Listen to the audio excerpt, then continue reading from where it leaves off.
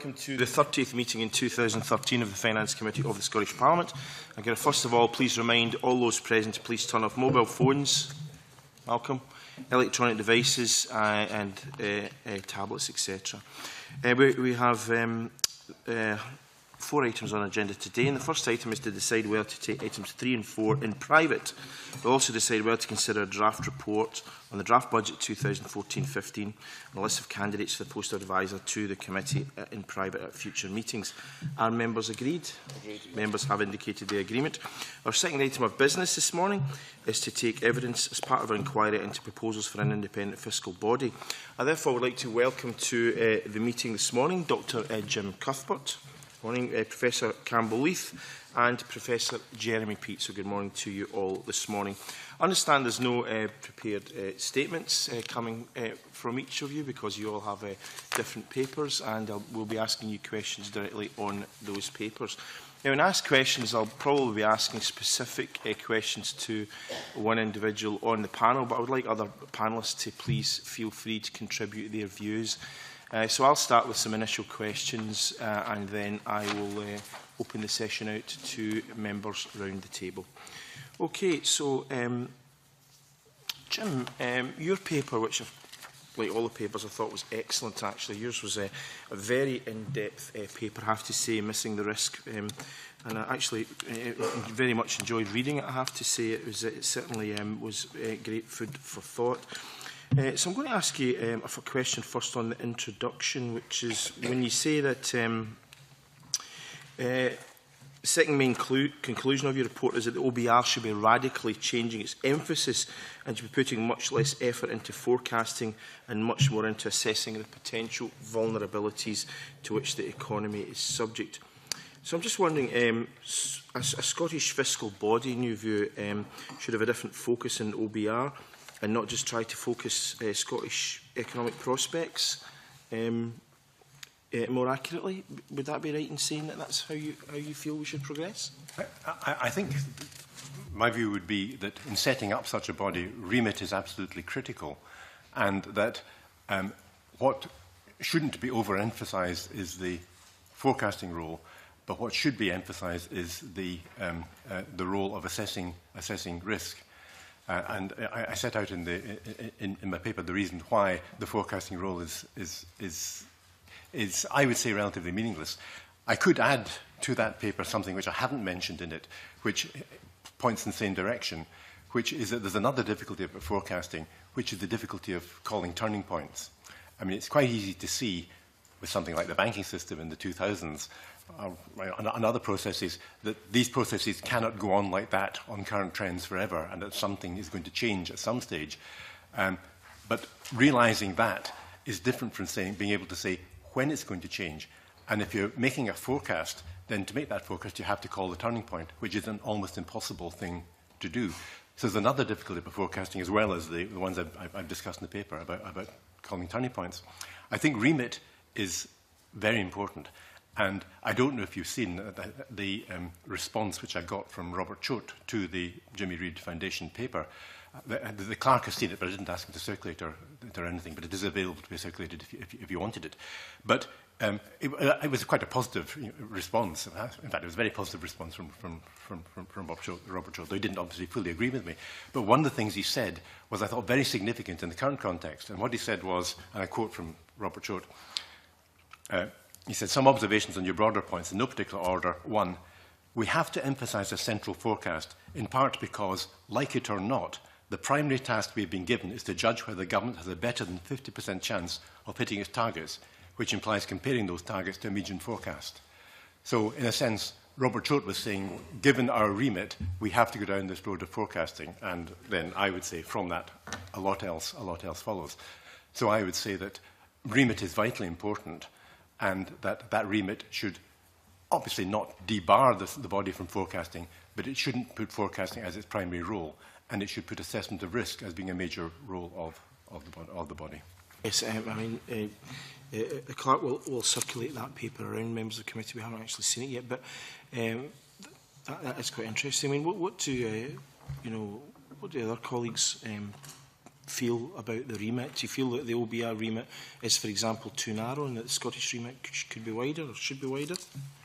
Well, I think the OBR remit is amongst fiscal councils in the world, is one of the tightest of any fiscal council, in that it has to give a purely positive analysis of the fiscal situation. It cannot look at alternative policy scenarios.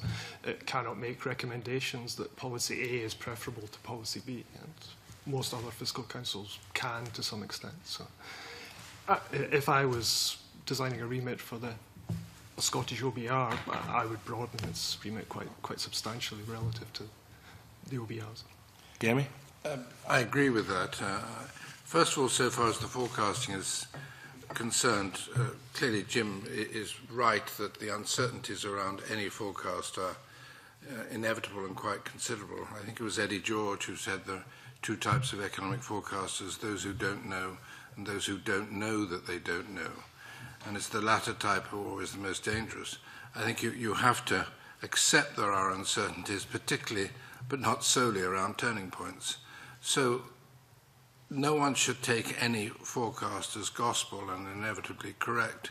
I like the approach of scenario-based analysis and then looking at the risks to the forecast on the basis of a range of scenarios and using that work to inform decision-making rather than in any way to think it dictates decision-making, because the uncertainties are too great to permit that.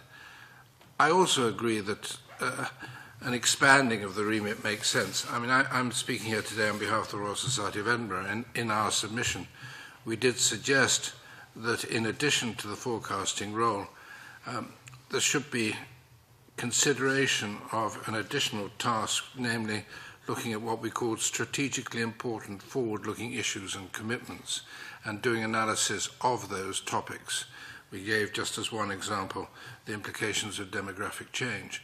Now, that should be kept wholly distinct from the forecasting work, but we do believe having an independent body to undertake that type of work and using the same sound base of skills to form a body that can undertake the dual tasks, we think would provide a much more valuable input into this Parliament and to decision-making more generally. So yes, a wider role. You have to have some form of forecasting role, but make it fully accept the scenario and risk issues, and then have an alternative role which is in more depth, more thoughtful, and again feeds into informed decision-making. Okay. And Jeremy, just sticking with yourself at the moment, I mean, in terms of paragraph 8 of your submission, you say that the RSC recognises that concerns have been expressed as to whether the forecasts provided by the UK OBR fully capture the distinct circumstances and drivers in Scotland. What does the RSC actually think itself about that, though? Well, we haven't gone into depth in looking at the full detail of the OBR forecasts, but from talking to Robert Choate when he's up here and from listening to the evidence he's given to you in the past, I think it's evident that they don't necessarily have the full understanding of all the niceties of the issues that are around, and that inevitably, if their main work is at the UK level, the work they do at a Scottish level, it may be part of a narrower element of their remit and therefore may not necessarily fully capture all that should be captured. If one does add a task for a Scottish IFI alongside the work of OBR, then the interaction between the two bodies would have to be looked at very carefully. One doesn't want to have competing views which are used to, in a political manner to beat different administrations over the head. But one perhaps could allow an IFI in Scotland to pour down in more depth onto issues that matter, whether in the context of the Scotland Act or in the context of any further devolution or constitutional change that takes place. So I think that it would need a lot of care as how you set up the relationships, but having a body based in Scotland which is doing work on the Scottish economy as part of its day-to-day activities would then allow a better, more informed view to come on issues where the Scottish aspect is critical. Because one of the issues that have been concerned to committee in terms of newly devolved taxes is the fact that the OBR has effectively just been extrapolating UK figures, particularly in things like land buildings and transaction tax and landfill tax, where there doesn't seem to be any correlation between what we or the Scottish Government believe is likely to be the kind of the taxes raised and what is being forecast by the OBR, simply because they don't feel that they are able, I think, to make these kind of more nuanced kind of forecasts. But the issue you pointed out is that there would have to be an agreement between the two bodies in a devolved situation so that we just got one forecast jointly. Would that be your view? It's very difficult how the two bodies would interrelate while we were in a period of devolution and increased devolution, if that were to take place on the fiscal side, because disagreement would be very difficult, because there has to be agreement on what the tax take is likely to be, which feeds in then to calculations of one type or another on deficits and the like. I suspect that if a role was taken over by a Scottish IFI in the area you've referred to, for example, they would probably determine there weren't sufficient data or sufficient analysis of data available to the OBR, and they might well undertake or commission more detailed work, which they would then utilise in consultation with the OBR. So they came out with more refined work on Scotland, which started off from the base where the OBR left off, but used this more detailed, more Scottish-specific data and analysis, and one hopes that would then be a combined view of the two bodies that came forward, which took a central OBR position, but then added that much clearer and more carefully articulated Scottish dimension. Thank you. Now, Professor Leith, you have specifically touched on this in paragraph 8 of your own submission, and you say a key question is whether, an IFI and OBR operate cooperatively or provide separate, potentially divergent forecasts of common items. And then one advantage of the former approach is that the two bodies share information and expertise in producing their consensus forecast. So are you basically suggesting here, just to pin this down, that the OBR would continue with its broader UK forecast, but in terms of Scotland, they would work together with IFI to provide this joint report, and that would be agreed beforehand that they would actually do that? And if so, what if there was a kind of divergence of viewpoint within the organisations, because they might not necessarily agree on the forecast? Okay, I mean, I think my view is that the two organisations should work together. As soon as there is a disagreement, then that's what the media would focus on, whereas the job of an independent fiscal council is to hold the policymakers to account, not to get into a dogfight with another forecasting institution.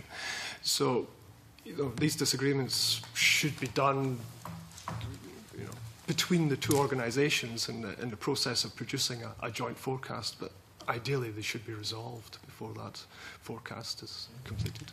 Yes, I think something that might help the situation would be if the status of the forecast was made absolutely clear. It was one of the suggestions I made in my OBR paper, is that when presenting their forecasts, they should present them more as projections. This is our best view of what's going to happen, conditional upon certain assumptions. And I think if both bodies were producing things which were closer to being projections rather than forecasts, in other words, a projection is a conditional view about what's going to happen, conditional upon certain assumptions.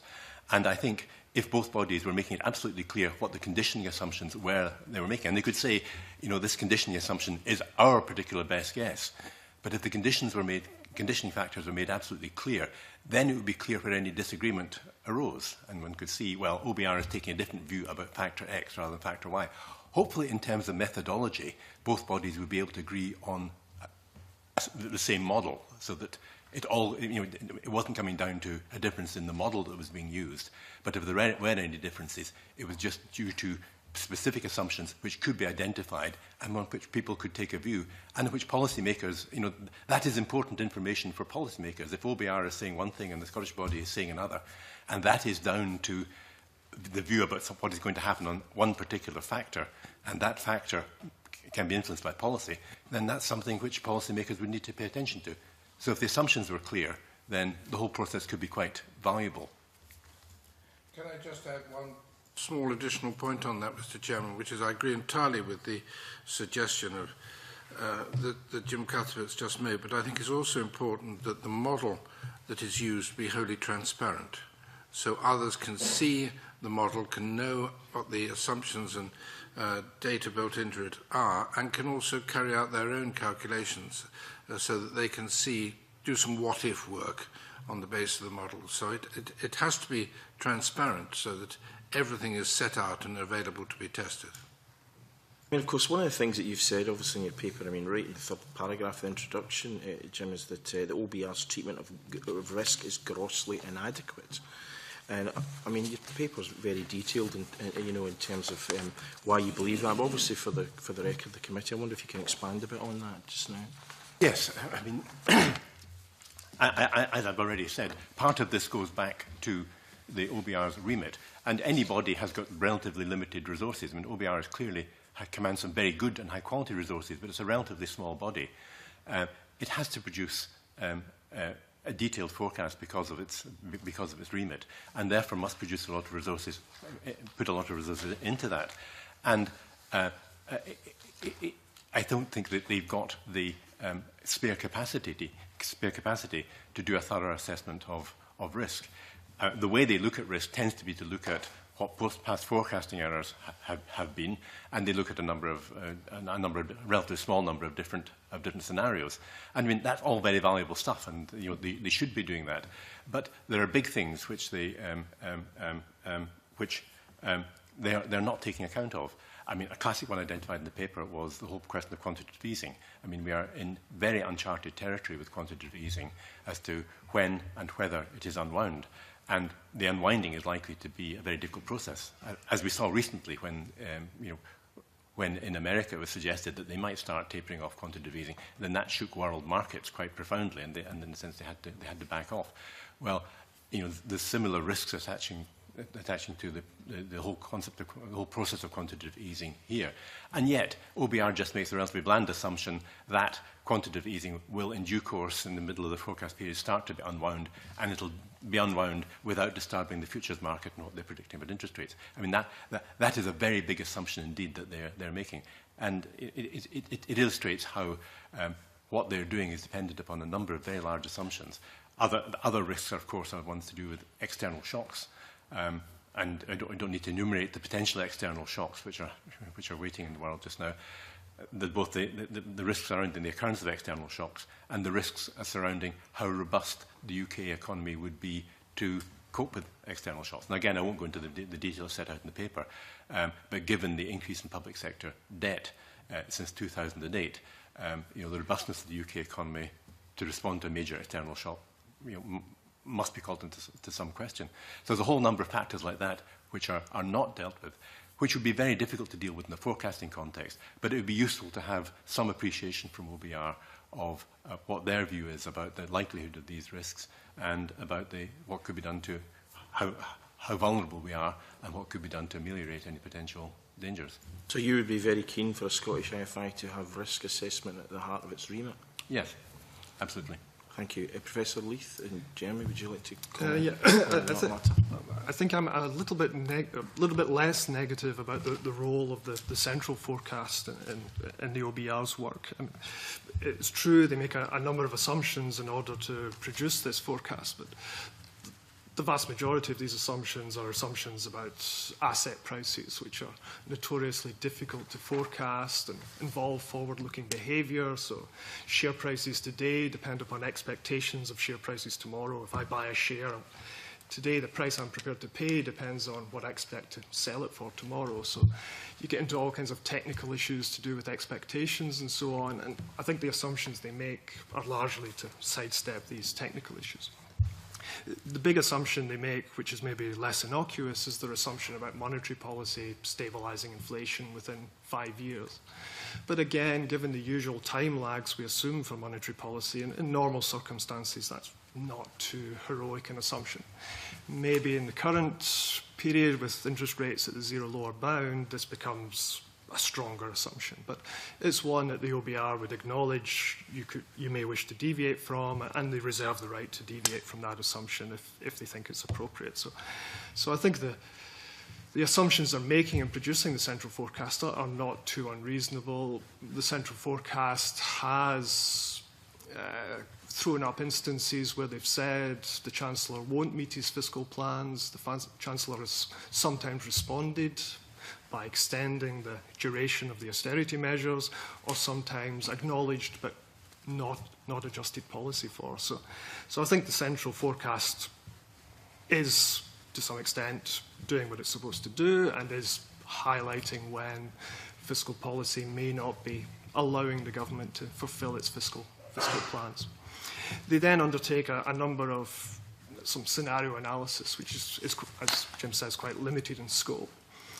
However, it does it gives a feeling for the size of multipliers involved, how much a negative shock of a given magnitude would affect the fiscal outcome. If you think that shock is inappropriate or bigger shocks are likely, you just scale up given the multipliers that they've revealed. So it is providing information. It's not accounting for every possible scenario, but you're getting a feel for the sensitivity of the forecast to shocks, which you can use usefully, I think. Jeremy? Yes, I think I veer more to what Professor Leith just been saying than Jim's suggestion of basically taking away the central forecast. I think that we have to remember that the basic function of all existing institutions of the type of OBR is forecasting and evaluating likely outcomes on the basis of current policies and then commenting on their sustainability. So there is a requirement to actually indicate clearly to government the extent to which their policies are sustainable and the extent to which the outcomes are likely to be as they have anticipated or they would wish. Now, I accept that no point forecast can be taken as accurate and likely to happen. It may be that one has to have a range, and a range which expands over time around that forecast, but I think it's still necessary to have a central view that enables comments to be made on sustainability of policies and their implications for the economy and for policy decisions. The other point I wanted to make is that, of course, in Scotland, the story would be very different as to what an IFI would need to do, contingent upon the results of next September's referendum. If Scotland is going forward to independence, then there's a much broader remit that an IFI would need than if we are going to remain in a devolved, albeit potentially an increasingly devolved state. So I think that setting up an IFI now for Scotland is highly desirable, but I think at the moment one should consider a somewhat narrower remit that fits the present circumstances, but be thinking through what would be required in the event of a yes vote. And at that stage, these issues of exactly how the full forecasting role would work would become wholly pertinent. So I think there's time to think this through. And also, of course, we need time to develop the appropriate macroeconomic model that is not, there's not a fully tested and ready model available in Scotland. So let's take it one step at a time, but let's not move away entirely from some view of the future, because that is necessary to provide, at times, a constraint on governments and certainly guidance to governments. Could I just make maybe a correction? Jeremy implied that I was saying take away the central forecast. I wasn't saying that. I think there is a role in projecting or forecasting, a very important role, and it should be done. I think I was saying change the status of it slightly. And to give a good example, the OBR central forecast just now, fine, but it depends on a number of assumptions. And there is a likelihood of reaching a turning point within the forecast period. I mean, if you look at, as I give example in my paper, about the growth of the external assets and liabilities of the UK as a whole, which are both going at about 8% per annum compound as a percentage of GDP. Now, in a sense, that cannot go on. It cannot go on for 20 years. It's unlikely to go on for 9 years, because that would mean a doubling from about 700% of GDP to 1,400% of GDP in 9 years. So there's a very good chance of a turning point in that series, certainly, I would say, within the next 9 years, quite possibly within the next 5 years. That is the sort of issue that should be brought out and discussed, rather than just presenting a central forecast, which implies that over the next 5 years, things will go on sweetly on that course. But by all means, do the central forecast. It is important to see where we're heading at any particular point in time. But it's also important to think more constructively and positively about the factors which may lead us to depart from that path within the sort of timescales we're talking about. Okay. Now, we're well into the session. I've got a lot of questions I want to ask, but I mean, my colleagues around the table also are keen to come in here, so I'm just going to ask one further question, and I can always ask more at the end if necessary, if they're not covered by colleagues. But it's again back to yourself, Jim, and it's in terms of feedback. You've said on the on the fourth page of your report that for certain important variables, for example, world interest rates and also exchange rates, the OBR is relying upon a view which the markets are currently taking about what will happen in the future.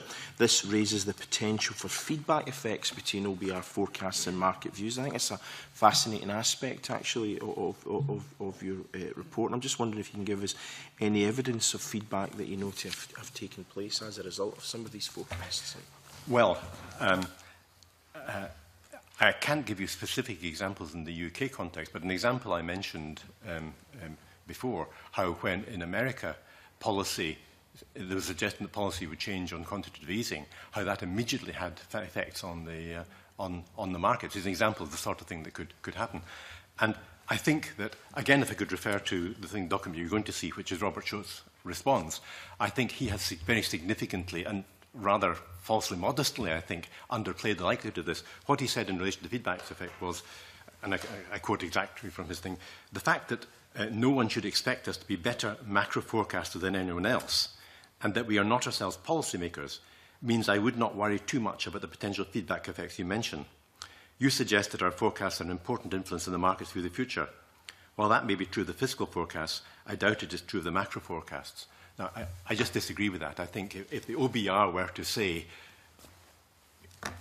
GDP is only going to grow at 1%, then that would be regarded as a very authoritative and official, a very authoritative independent view that there was going to be a change in the UK's economic prospects, and it's bound to have an effect on the markets. So I think a body like the OBR does have the power and the credibility that could potentially lead to important feedback effects. Yeah, so for example, if the LBR said the economy is going to grow by spectacular 5% or something like that next year, a lot of companies would think, well, your business is going to improve, we're going to invest in new plant, machinery, staff, training, etc., etc. But if they said it was going to shrink, or stagnate, it would have the obvious opposite effect. Professor Leith, what's your view on this issue? Yeah, I think, well, for me, I think the major feedback effect for these kind of policy questions is the monetary policy response to fiscal policy. Mm-hmm. So there's an austerity package implemented. It's what happens to the economy depends on how the monetary authorities respond to that austerity package. If they loosen monetary policy, reduce interest rates, quantitative easing, these kind of policies will offset some of the negative consequences for GDP growth. If they don't do it, then the GDP growth is that much weaker. So the central forecast, takes market projections for interest rates, but the scenario analysis that the OBR does introduces a kind of Taylor-type interest rate rule to their forecasting model, which accounts for these kind of feedback effects. Yeah. I think that the monetary implications are most important. I think that if you had that forecast of very rapid growth in the UK that you referred to, yes, manufacturers might tend to gear up their investment and recruitment plans, but I suspect the markets, particularly in an era where we have forward guidance from the Governor of the Bank of England, might say, whoa, that means that interest rates are going to go up much earlier than we'd anticipated. You'd see the shape of the forward yield curve changing quite substantially, as Jim's quite right, it did when we were talking about the quantitative easing program in the US. And that could actually have severe implications for the whole economy through a monetary feedback mechanism. And yes, I think people, including the markets, would listen to the OBR. They might not necessarily believe they were right, but they might believe it would interest decision-making by government and by the Bank of England, amongst others. Yes, so in other words, feedback effects can actually, depending on the prediction, have an impact. Okay, now colleagues around the table have been very patient in waiting to come in with their questions. First one will be Jamie, to followed by Michael.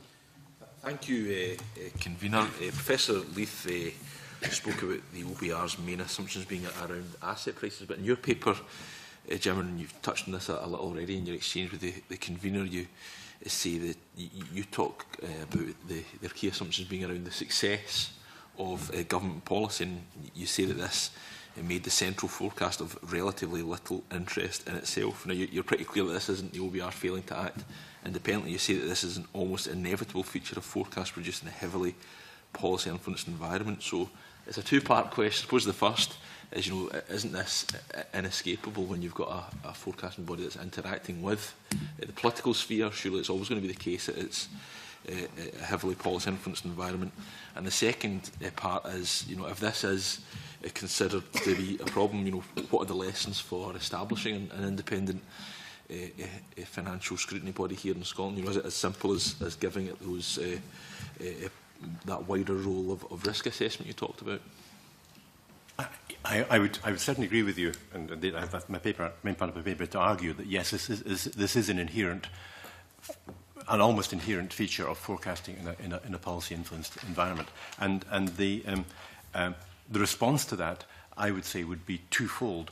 One is to be absolutely to lower the status of the forecasts, to make clear that they are actually projections rather than forecasts. They are conditional statements about what is going to happen given certain assumptions. Now, these assumptions might be regarded as the most likely assumption or not, but nevertheless, the assumptions should be made explicit so that people can judge for themselves how likely they feel those assumptions to be. And secondly, that there should be much more emphasis on the question of risk. I gave the example earlier about turning points. If you know there's likely to be a turning point, you can't forecast that. It's impossible to say when these sort of discrete events are going to occur. So you may make a forecast, but you'd be quite explicit. And this is conditional upon there being no event of the kind that is a potential risk event during the period. And here are the chances of, and here is some assessment of the risks of there being such a turning point, which would invalidate the whole forecast. I think that could be quite easy to do that. I think the difficulty with doing that is essentially a political one, because if you have an independent body to whom you attach great status, and if it is tending to corroborate government policy, then that is a very convenient thing for politicians, shelter for politicians to have. So to move the body into the kind of role I'm suggesting, you would need to rewrite, for the OBR's case, you'd need to rewrite the remit it got from politicians. And I think if you're setting up a body in Scotland, you've got the chance not to set up a poor remit in the first place. You've got a good opportunity not to make the original mistake. Okay, thanks for that. Turn to your paper, Professor Leith. You have a very interesting introduction about what the rationale should be behind establishing fiscal councils, as you describe them, and you essentially suggest that the case is less clear for establishing such a fiscal council in a devolved context, because essentially the Scottish Government has to present a balanced budget. I'm just wondering, given that we're moving towards the introduction of borrowing powers, the Scottish rate of income tax, does that change it slightly? And also, are you saying essentially that there should be no body, or is it more akin to what Professor Peat said, that it should just have a narrowly defined remit under the current context of powers that this Parliament has? Okay, I think the basic argument in favour of fiscal councils in a general sense, the arguments that have been used to justify them internationally, is that governments are subject to what's called the deficit bias. So in good times, they don't save for rainy days. So debt tends to accumulate over time. To the extent to which a policy-making body cannot issue debt, it cannot suffer from that bias. So creating a body to correct for that bias when it's not really there is less necessary. However, given direction of travel in terms of increased devolution powers, the possibility of independence given in the referendum, there's a case to be made for capacity building, building experience in this area, and then to the extent to which the Scottish Parliament has borrowing powers, the case for a fiscal council can then be made. So it's stronger now than it might have been previously? Is the point? The more borrowing powers the Parliament has, the stronger the case is. Okay. Could I maybe just comment on the kind of the By all point means, that Jim made as well? I think the idea that the OBR is somehow inherently going to support government policy, I think I would disagree with. The assumptions they're making are, they're transparently laid out and are, in general, quite reasonable assumptions, I think.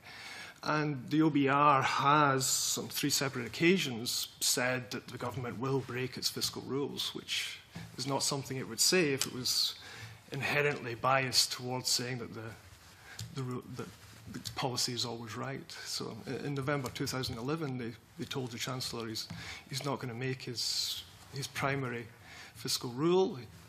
George Osborne extended fiscal austerity for another year as a result of that prediction by the OBR.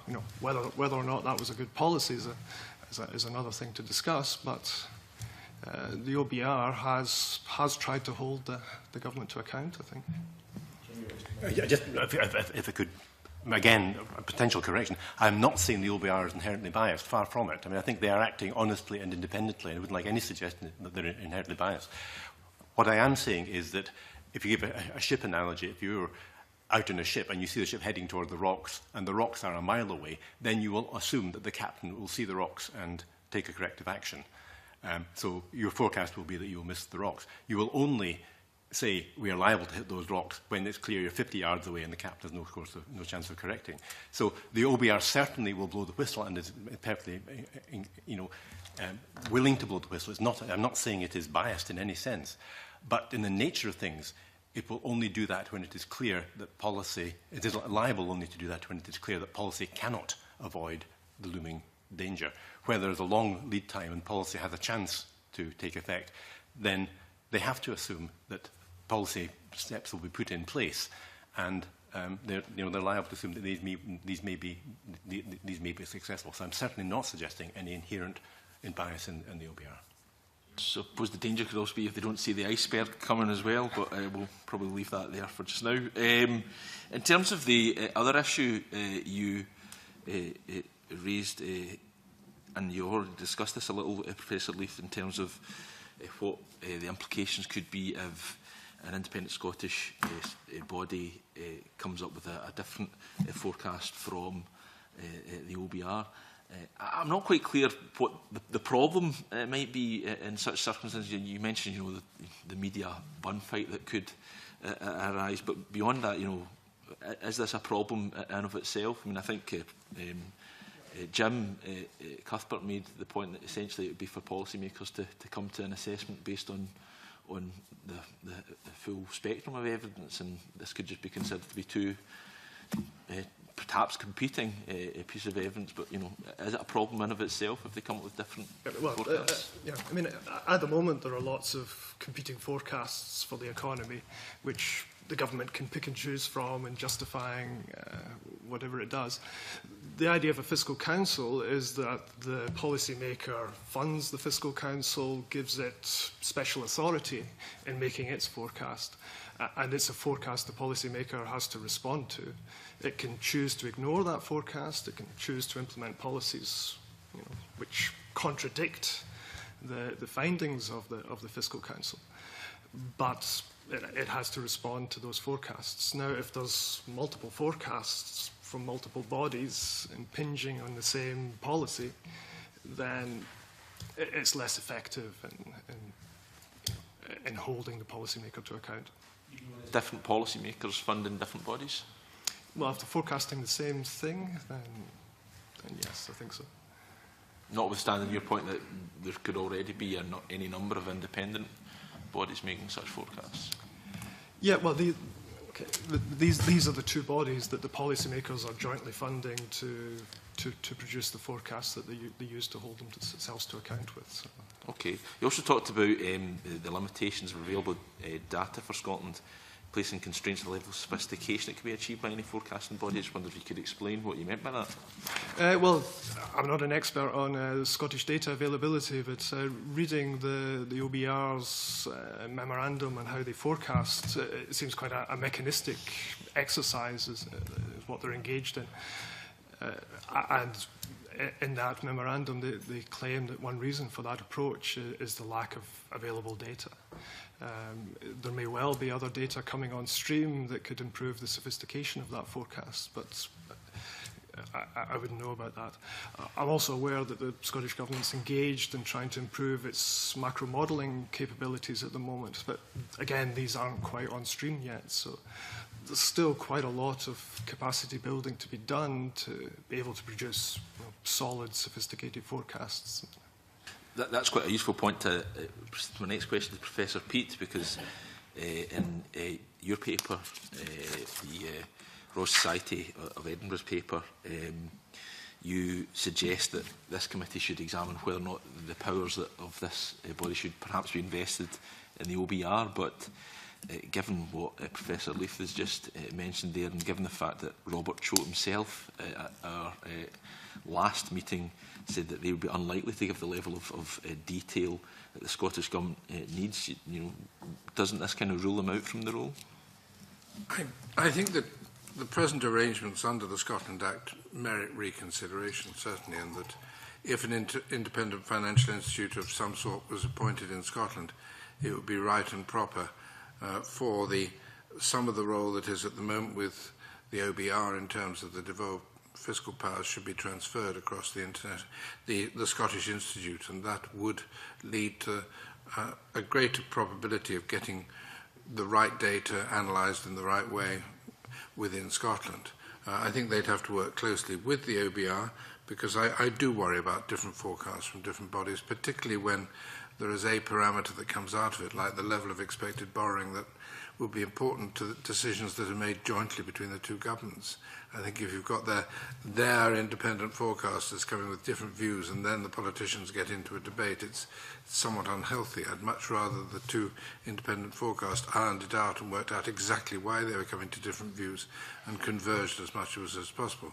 But yes, I tend to believe that establishing an independent body in Scotland, that some of these powers should be transferred there rather than remaining with the OBR.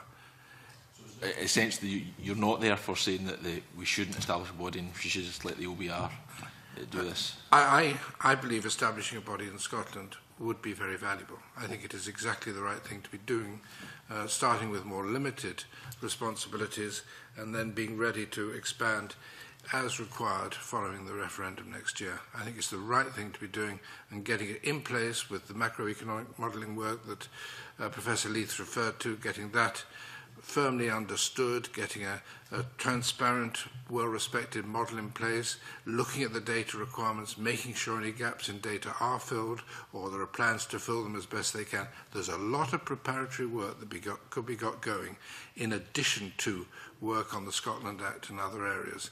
And I think also the establishing the capacity as part of that to analyse particular issues would be of value. So I think it is the right thing to do and the right time to do it, or is in the first part of next year. But what I wouldn't like to do is to have something that's all singing, all dancing too early. I think what you do it as a step-by-step introduction. Yeah, that's helpful. One of the issues we have been looking at around this matter is how any body should be appointed, and you helpfully say that you think it should be appointed by and accountable to the Parliament. It'd be useful to know what the other witnesses think of that, because that's something we explored with Robert Choate. But you do suggest that it could potentially be one consolidated body that includes the Scottish Parliament Information Centre, and I just wonder, given that it's such an integral part of Parliament, and it also has other roles in terms of providing responses to individual requests from MSPs and specific matters that are nothing to do with fiscal forecasting, wouldn't that be quite a muddied or muddled relationship? Wouldn't it be too close a relationship with Parliament, because Spice is such an integral part of Parliament? If I can split the two issues you've just raised. First of all, so far as the appointment is concerned, we were worried about this issue of potential political influence, how to avoid it, how to set up a body in a way that it was going to be arm's length and objective. And to achieve that, we thought that appointment independently by and direct accountability to the Scottish Parliament was the right way forward.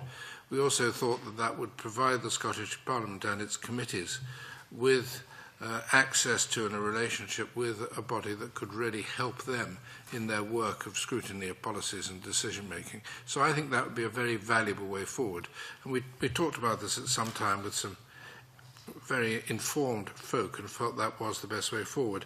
And I think that helps to avoid the political influence risk. I think that OBR has done remarkably well to maintain its independence, as my colleagues have said. And the appointment of Robert Choate was, to me, critical in that, because he came with a reputation for being independent. No one could suggest that he was party pre in any way, given his track record. And that, I think, was a very good appointment. But I think if the appointments were by the Scottish Parliament, and that would give a probability of having a similar person to head of repute and independence and strength, and likewise with other members.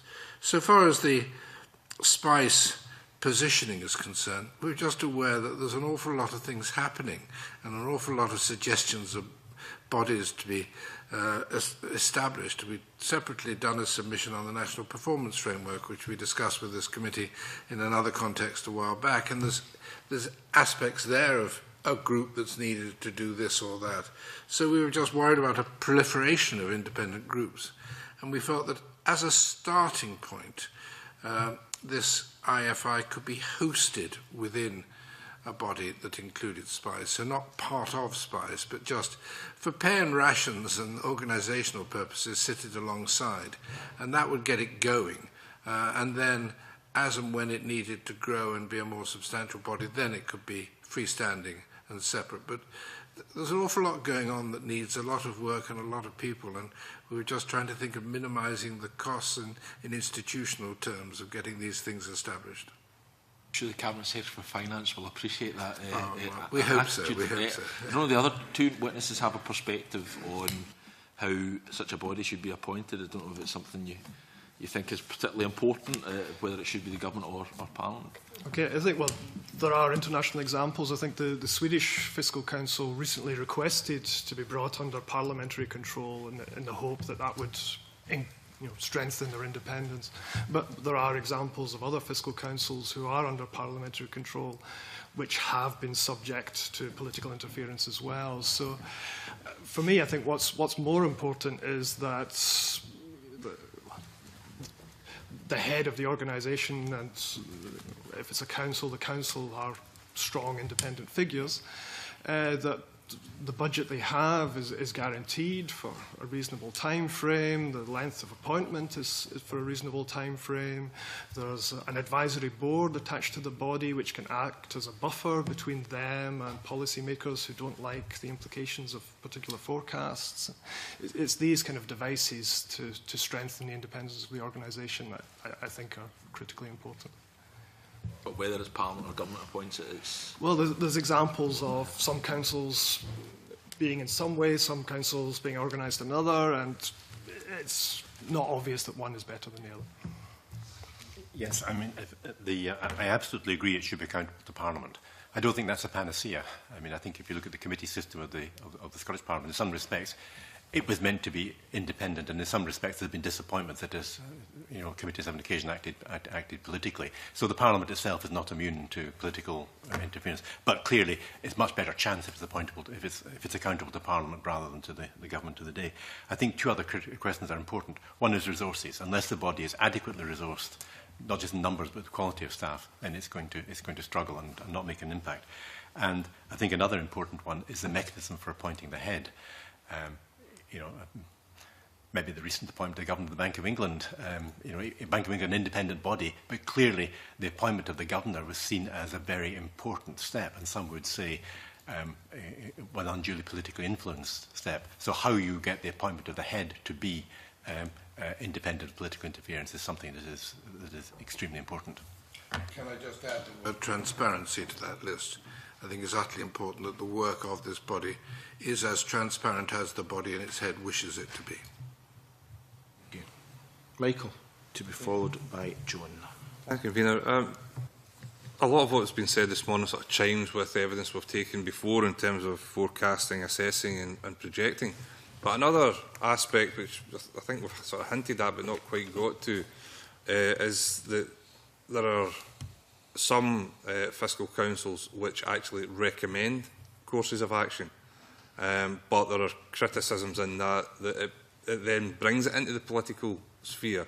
And I just wonder if our witnesses have got a particular perspective on the idea that, you know, taking forward Dr. Cuthbert's analogy of the ship, not only predict or foresee the rocks ahead, but actually recommend putting the ship into reverse or setting off on a different course entirely from the outset. So I just wondered what you thought of that situation. For me, it would be one of the things I would like the Fiscal Council to do. If we take the example of the OBR in November 2001, they said, we believe that following the financial crisis, the level of output will have been permanently reduced. This reduces our forecasts for the sustainability of public finances. And as a result, George Osborne felt forced to increase his austerity measures by an extra year, which, you know, could have negative effects on the economy. I think in that situation, it would have been ideal if the OBR could have said whether or not they thought that was a good thing to do. And I would imagine that given the economic situation at the time, they may well have advised this is one instance where it would be better to delay that fiscal correction. So I think that would be very important that they're able to do that. If I can just slightly demur from that, I think it's very important that the body should point out the risks, as Jim Cuthbert has emphasised, and particularly pick up risks that they see as increasing in scale and of real substance. And the body may then wish to go on to suggest that action needs to be taken, in their view, to minimise or reduce those risks. I think what it should avoid doing is specify in any detail what that action should be. I think that would be going beyond its remit and risk it becoming seen as a policy maker or policy driver with all the political repercussions there. So identify the risks, crystallise them and stress where they are becoming particularly important, suggest that action is required, and then step back would be my preference. Dr. Cuthbert? Yes, I just think that I thoroughly agree with Jeremy on that one. The role should be identifying risks rather than suggesting what action should be taken. Given that, following on from Jamie Hepburn's questions about the sensitivity of politicians becoming involved in the appointment of a fiscal council, where would the dangers or any potential dangers be in having politicians involved in appointing those who are going to make recommendations and then allowing that person to make a recommendation? Professor Leith, if you want to. Well, just become one step removed at that point. I think the way the OBR works is that the Chancellor makes the suggestion, but the Treasury Select Committee has a right of veto on the appointment of the head, which is a power they don't have in the case of the Bank of England. So there are some checks and balances in that sense. However, for the body to work, the head has to be seen as being independent. So it really would negate the whole purpose if the people making the appointments made it blatantly political. So. I agree with that. I think that you can never totally remove the risk of someone getting through who is not 100% independent, but the more again, the more there is transparency, the better, and having a person being required to present himself before an appropriate high-level committee of the Parliament and to be seen to be asked questions by all MSPs present from their different perspectives, and for that group then to agree, preferably unanimously, that that is the right person to go forward, is as good a basis for getting the right person as I can think of. You can never dispose of it entirely, but just going through due process transparently in an even-handed manner should give you the right person. John, to follow by Jean. Thanks, Convener.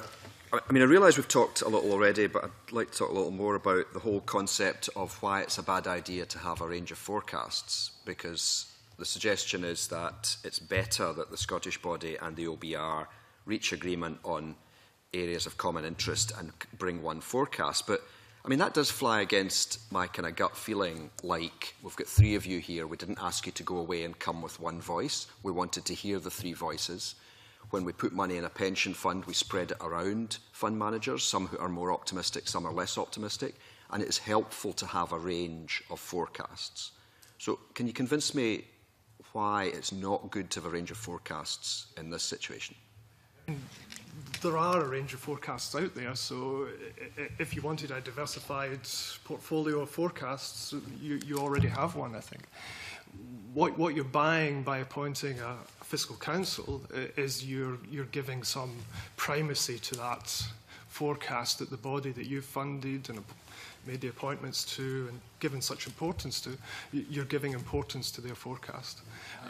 From what Dr. Cuthbert quoted, the OBR doesn't actually want to have that or believe it has that level of authority. It's been almost been given a mythical authority. In what sense? That they didn't believe their forecasts were having the effect that Dr. Cuthbert feels they're having.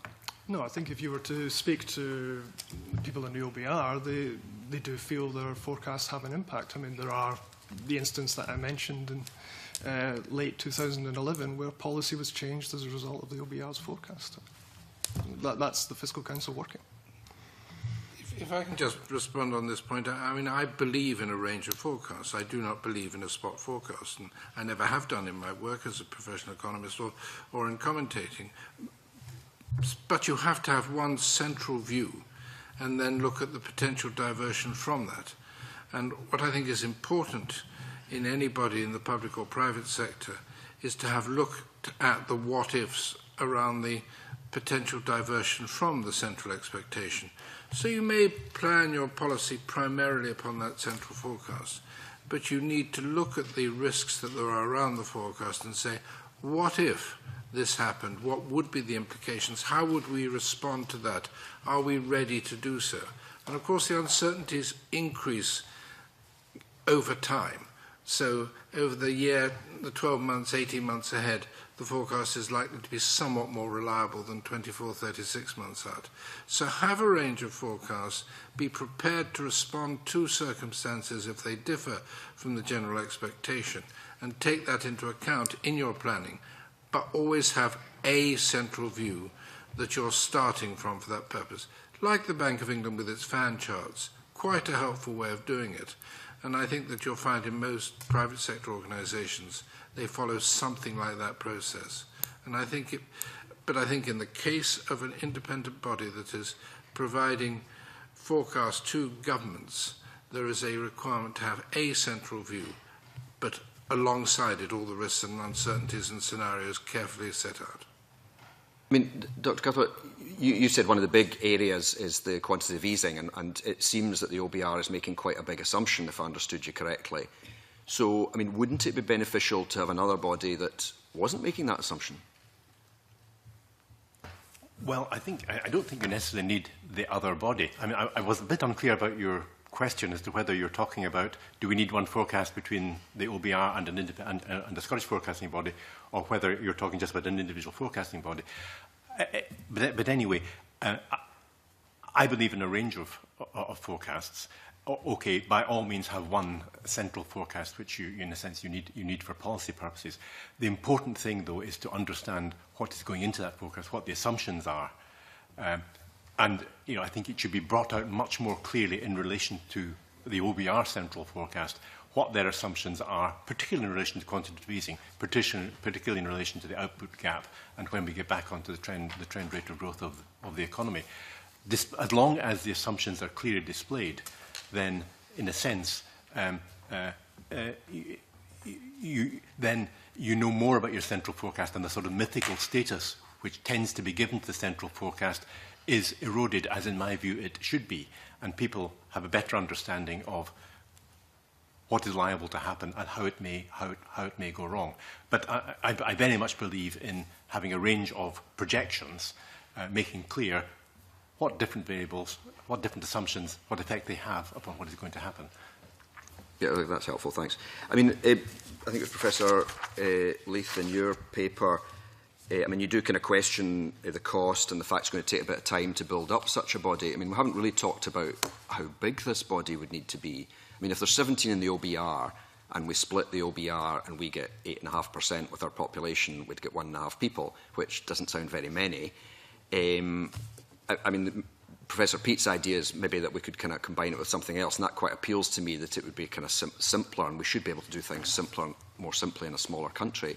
But I mean, how, even with limited powers, I mean, how big a body does it need to be? What is the cost? The average size of fiscal councils internationally is usually they have somewhere between 15 and 40 people, full-time members of staff. It really depends on what remits they're given and how detailed forecasts have to be. So if they have to cost individual policy proposals and things, or start to cost the policies of the opposition, then you add extra people. So in the Dutch Planning Bureau, they have over 200 members of staff. In America, they have over 200 members of staff. But the typical size is somewhere between 15 and 40. And is that what you'd recommend for Scotland? Well, it depends on what the degree of devolution is, what the size what powers you have, what needs to be scrutinised. The size reflects that. Okay. Yes, I mean, we've suggested in our paper that a working group might work with this committee or another committee to think about the initial body that might be established. And I agree that certainly you wouldn't want to start with a body of the scale that Professor Leith has just identified. 5 to 10 people should be perfectly adequate to get the body up and running for its first month or year of activity. But if you're then planning for the type of institutes that's required in the run-up to and following independence, then you need a substantially more larger scale body. So it depends.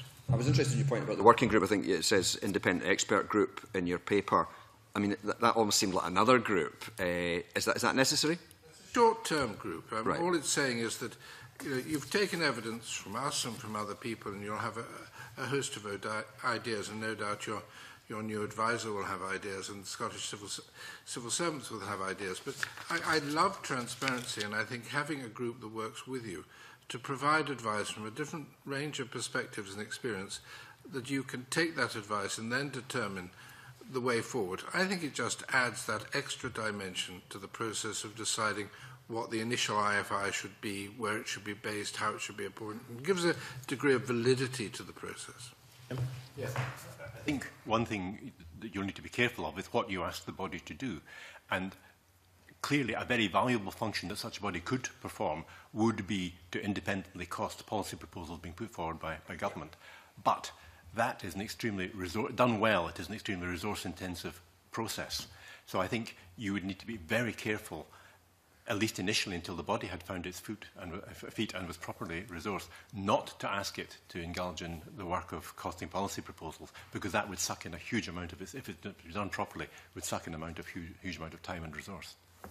Just one additional point. I mean, the OBR, when it was created, was lucky enough to be able to take the Treasury model off the shelf and use that.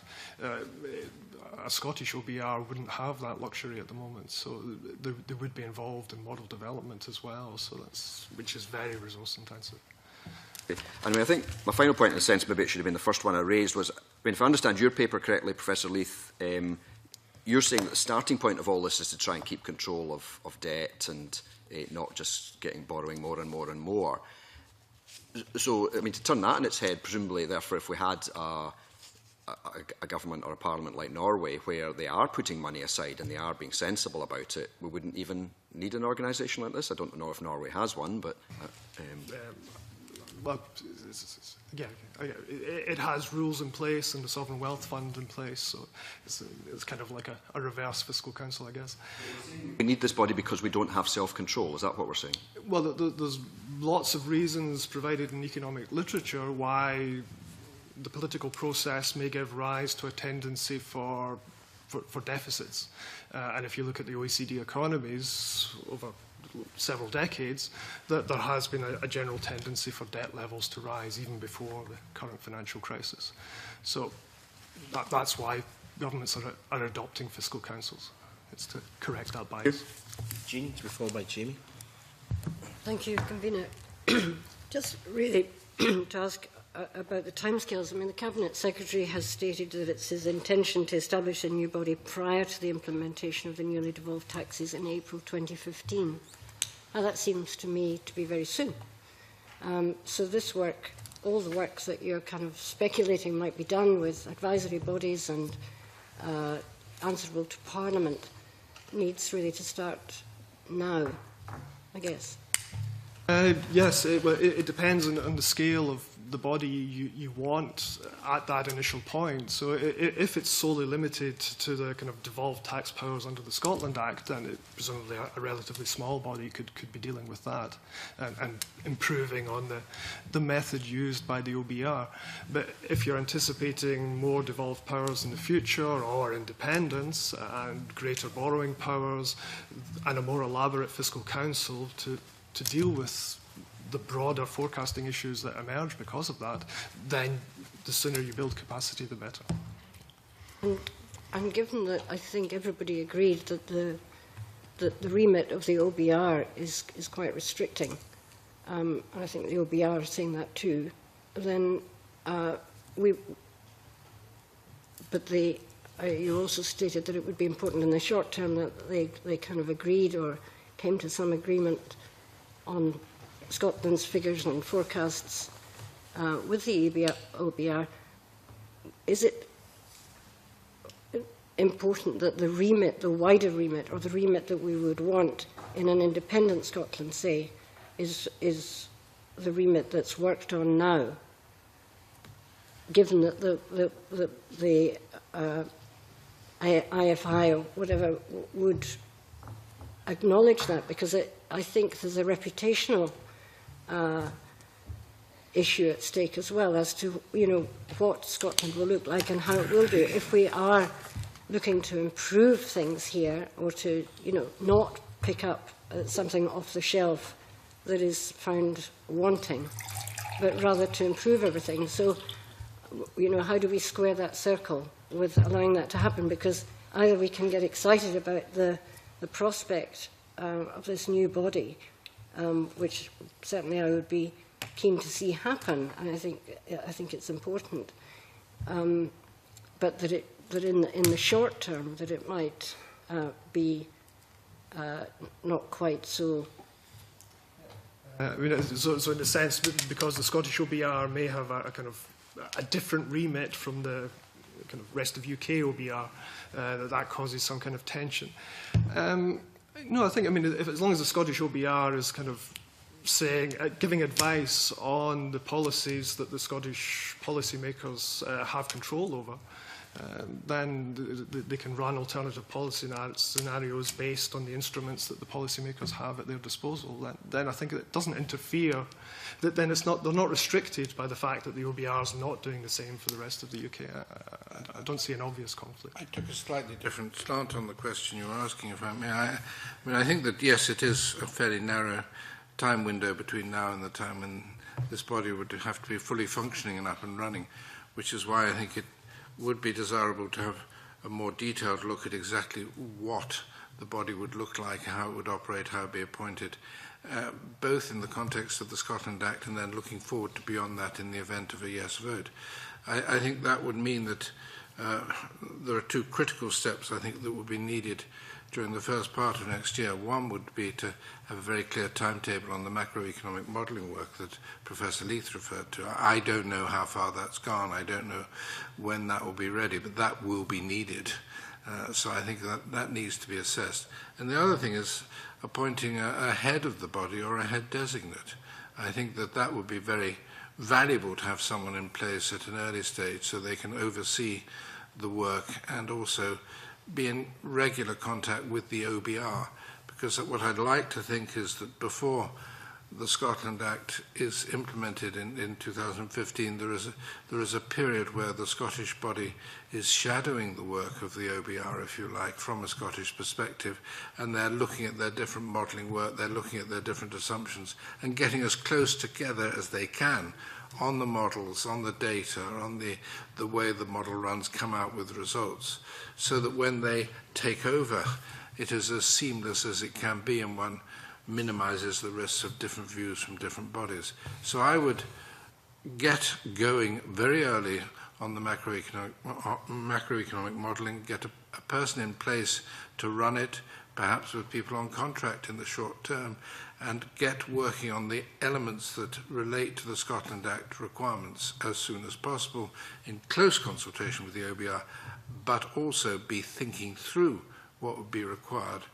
post a yes vote, so that if there is a yes vote in the referendum next year, work can then accelerate towards being ready by the date of independence to have a much more fully fledged and much more sophisticated body ready to run, with agreement within Parliament as to the functions and also understanding of the resource requirements and everything else that goes with it. So there are a number of steps on the way, but I don't think there's any scope for dilly-dallying along that route. Yes, I think I agree with Jeremy on that one. I think it would be very desirable to have an incremental approach to this. I mean, in terms of the immediate requirement, presumably it's a fairly short-term requirement to understand what factors bear upon variations in tax receipts in the fairly short term. And I think that the body should focus on that initially. And then in the longer term, one will be thinking about the demographic and other economic factors which would bear upon the long-term trends in tax receipts and the evolution of the economy. So there's no reason why you shouldn't start off concentrating on a fairly short-term, narrow remit initially, and that would be very valuable, and then build out from that. And I think that's the way to build confidence, to master one particular area first of all, and then to build out, rather than to promise everything and not have the resources to deliver. Going back to the ship and the rocks analogy, I wonder,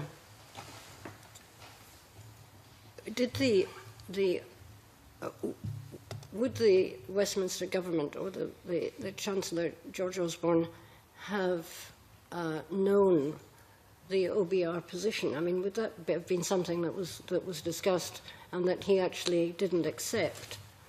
And the OBR then went public to say, we've given this advice and it's not been taken. I mean, I can't really remember the detail around that, but, you know, because it's kind of defining the relationship in a sense. Government, of course, can, as you say, can take the decision not to accept the advice. Yeah, I mean, the budget setting process, the Treasury is kind of integrated with the OBR in that process. So I think the Treasury indicates to the OBR the kind of measures they're thinking about. The OBR bounces back to them, okay, well, we need information on X, Y, and Z in order to be able to scrutinise this. And it bounces back and forth between them so that the policies that the government's thinking of implementing are fully costed by the OBR, and it feeds into their forecast, and so both sides know what the forecast is. As part of that process, the Chancellor may choose to respond, as he did in November 2011, or he may choose not to respond, as he did in December 2012. But you know, he will know the OBR's position when he gives the statement. I mean, I think all of you have said that you feel that there is sufficient distance between the work of the OBR and the Treasury. It's not always seen like that, and there has been criticism. Different economic journalists and so on see them as too close. Would you have an opinion about that? And what kind of clarity is needed? I would be very reluctant to come to a view they were too close. I think Robert Choate and the people he has working with him will be absolutely determined that they maintain their independence. Of course, they had to take the Treasury model. They had some civil servants on secondment initially, but there is no way that these people, with those around them, would limit their independence. I think it's absolutely critical to the role, and I think the people they've chosen are the right people. So, yes, and they will have words in the ear of Treasury officials from time to time. You know, if they see what they see as the boat approaching the rocks, they may whisper in a member of the crew's ear, first of all, before they shout to the captain, if I can put it that way. But I see them as scrupulous over their desire to remain independent, and I think that we have to make absolutely sure, for a similar body as here, that that is maintained as an absolute requirement. Yes, I mean, I think that there's an interesting distinction that one can make between what one might call political independence and what one might call institutional independence. I mean, this is a topic that came up at the meeting of IPFIN, which I addressed in the Parliament, which is a body of international financial scrutineers, and there's an interesting discussion there. And I think a body like the OBR is undoubtedly politically independent. There's no political bias there, and I'm quite sure of that. But anybody in that situation finds it very difficult to be what one might call, what I would say, maybe institutionally independent. You know, if you're in the position that if you make an adverse comment, you could move the markets and maybe cause, a sterling crisis or whatever, then it is very difficult, I think, for a body to speak out with completely unvarnished frankness. And I think that's just an inescapable part of life. Whatever body you set up will inevitably owe a large degree of loyalty, and even without recognising it, will have invested a large degree of faith and loyalty in the very political system in which it is embedded and which has set it up, and will find it very difficult to make calls which may impact adversely upon the whole structure of that system. And I just think that's an inherent difficulty which one has to live with. I think one of the difficulties the OBR faces is that around the time of the budget, it is necessarily liaising with the Treasury behind closed doors, because they can't reveal the contents of the budgets in advance. But I think it's still valuable to have that interaction, because that's what allows the OBR to influence policy in a timely way and ensure policy is avoiding the rocks. That's them. Thank you, Jean. Jamie, to follow by Gavin. Thank you, Convener. At our previous meeting, Robert Choate spoke of how important it was for the OBR to get information from HMRC, and he was pretty clear on the point that any body that was established here in Scotland would also need access to that information. And the Royal Society for Edinburgh's paper, Professor Peat, it says the body should have the right to develop its own framework of analysis, data source and methodology, and vitally, it should have full access to data and any related analysis or evaluations made elsewhere. I'm just going to presume you all accept that it will need access to HMRC information. You can correct me if that's a wrong assumption. I suppose the question is, how does it secure that information? There is a memorandum of understanding between the Scottish Government and HMRC regarding the Scottish rate for income tax. And I suppose the question is, does that suffice as a mechanism? The Scottish Government acting as a bridge to that information, or would that impinge on the operational independence of any body? Should it have its own direct relationship with HMRC? And that would beget the question: how can we make that happen, given we don't have legislative provisions over at HMRC? I'm not an expert in this area, but I would envisage that it would be much more straightforward for this new body to have direct access to HMRC in its own right, because then it can ask the questions, can make sure it gets the data in a way that it finds most valuable, can go back with questions, rather than working through an intermediary would be inefficient and potentially risk getting things wrong in minor ways.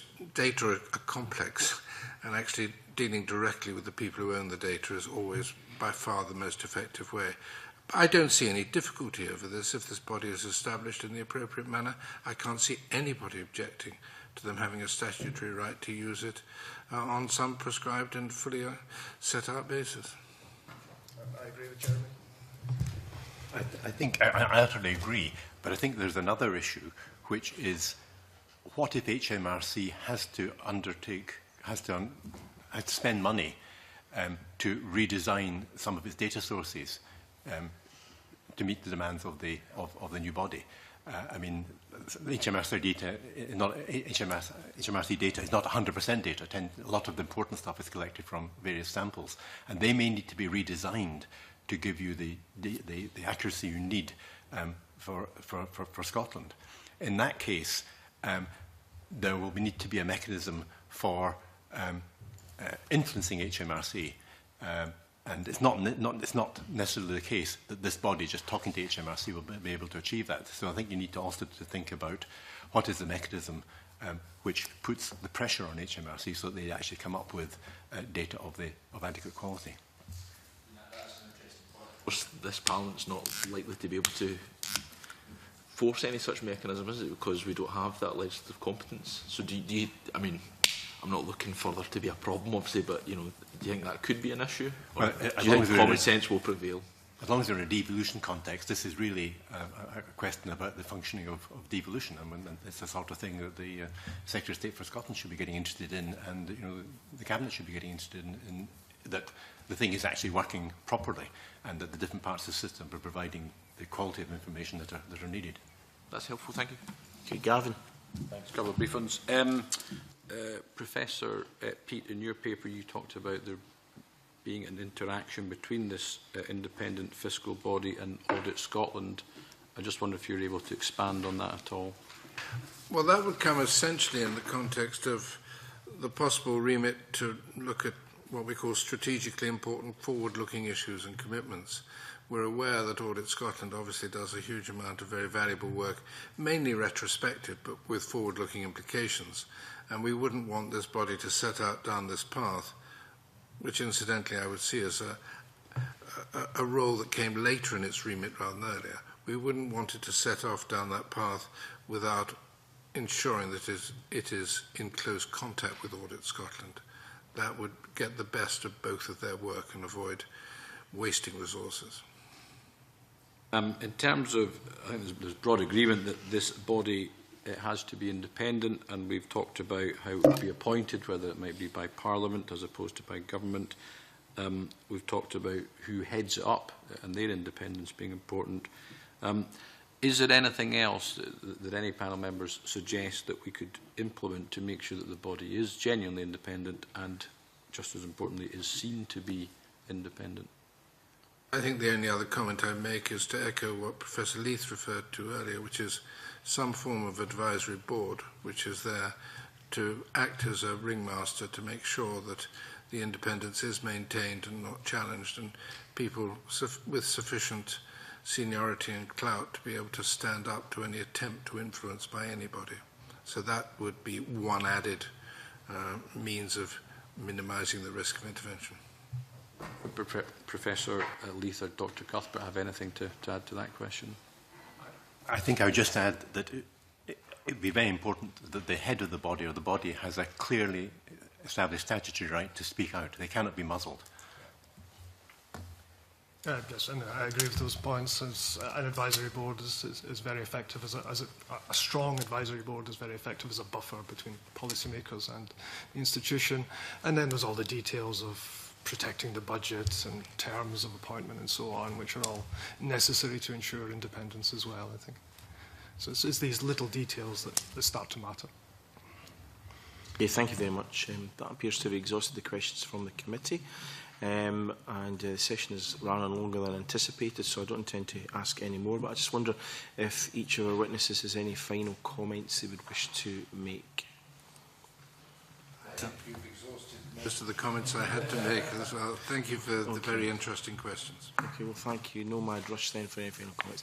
Okay, well, thank you very much. That brings the session to an end, and we agreed earlier on to take items 3 and 4 in private, so I would now therefore close the public part of the meeting and have a short recess until 11 o'clock.